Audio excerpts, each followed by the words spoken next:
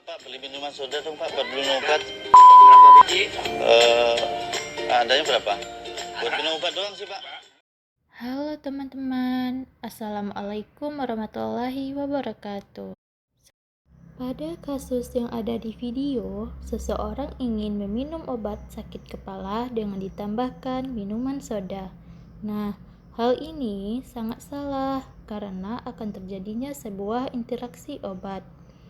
Saya Pinky Elda Fitri dari Prodi S1 Farmasi Universitas Adiwangsa Jambi. Kali ini saya akan membahas sedikit tentang interaksi obat. Dari materi interaksi obat, kita akan membahas yang pertama, definisi interaksi obat. Yang kedua, klasifikasi interaksi obat. Ketiga, contoh interaksi obat. Dan yang keempat, kesimpulan. Menurut Fredley 2003, interaksi obat dapat didefinisikan sebagai modifikasi efek suatu obat akibat obat lain yang diberikan pada awalnya atau diberikan bersamaan, atau bila dua atau lebih obat berinteraksi sedemikian rupa sehingga keefektifan atau toksisitas suatu obat atau lebih akan berubah. Interaksi obat juga dapat memiliki efek yang diinginkan atau efek yang tidak diinginkan. Yang kedua, klasifikasi interaksi obat.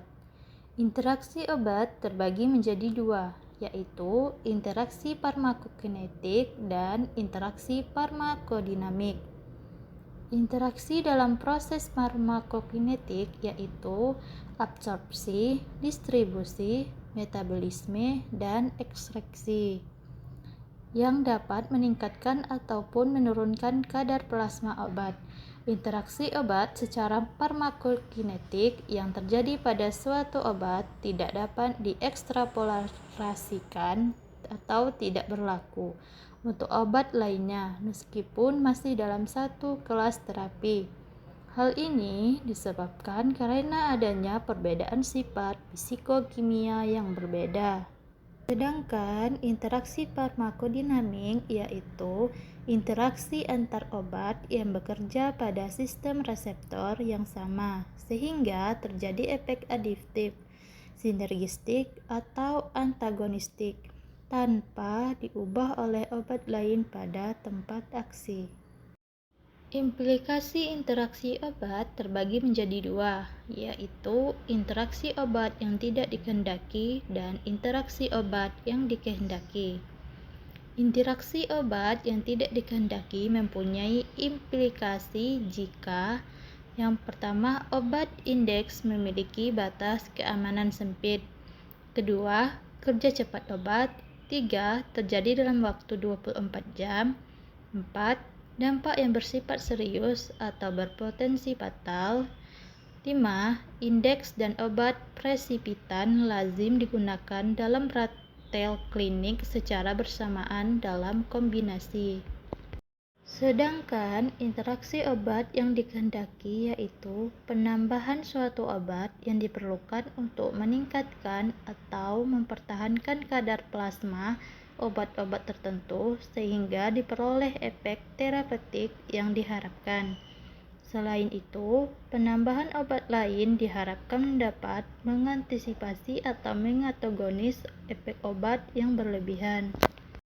Selanjutnya, contoh interaksi obat seperti dioksin ditambah charcoal.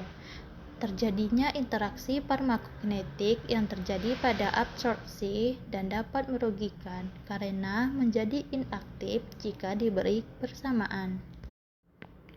Selanjutnya, fexofenadin ditambah ketoconazole. Terjadinya di interaksi farmakokinetik yang terjadi pada ekstraksi dan dapat merugikan karena menurunkan ekstraksinya lewat empedu dan menurunkan ekstraksinya oleh sel tubulus ginjal proksimal. Triazolam ditambah ketoconazole. terjadinya interaksi farmakokinetik yang terjadi pada metabolisme dan dapat merugikan karena akan meningkatkan kadar substrat dan meningkatkan bioavailabilitas atau AUC sebesar 12 kali. Benzodiazepin ditambah etanol.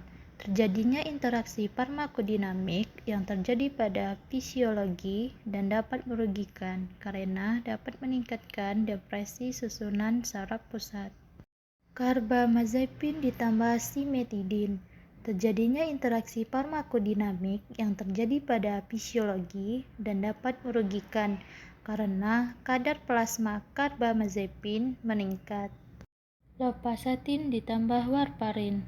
Terjadinya interaksi farmakodinamik yang terjadi pada fisiologi dan dapat merugikan karena efek warfarin meningkat. Selanjutnya, interaksi obat dan makanan.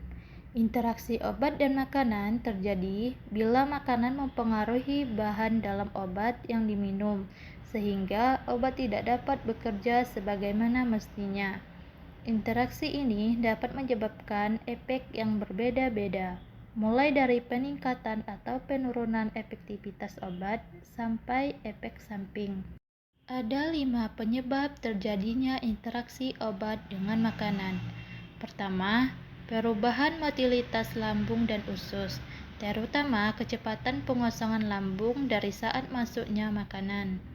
Kedua, perubahan pH, sekresi asam, serta produksi empedu.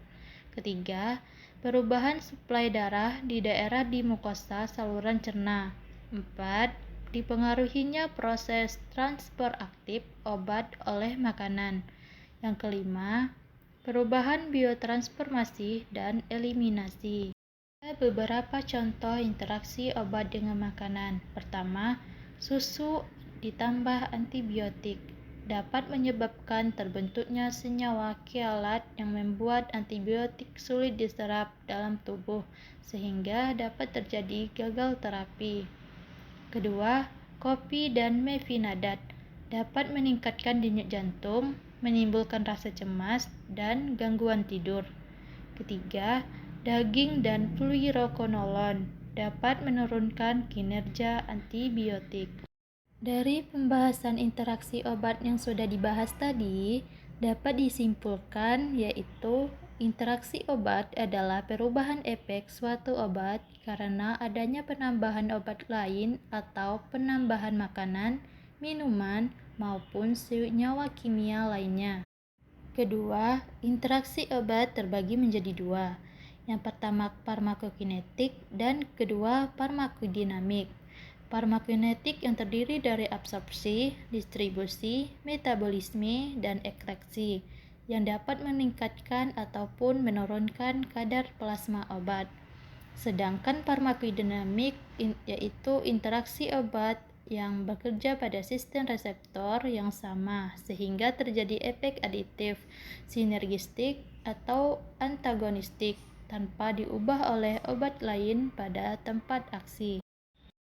Ketiga, implikasi obat terbagi menjadi dua. Yang pertama, interaksi obat yang tidak dikehendaki, dan yang kedua, interaksi obat yang dikehendaki. Nah, yang terakhir, contoh dari interaksi obat. Yang pertama, dioksin ditambah charcoal menyebabkan terjadinya interaksi farmakokinetik yang terjadi pada absorpsi dan dapat merugikan karena menjadi inaktif jika diberi bersamaan. Dan yang kedua, daging ditambah fluoroquinolone dan dapat menurunkan kinerja antibiotik. Sekian pembahasan dari saya. Maaf apabila masih ada kesalahan dan kekurangan. Wassalamualaikum warahmatullahi wabarakatuh.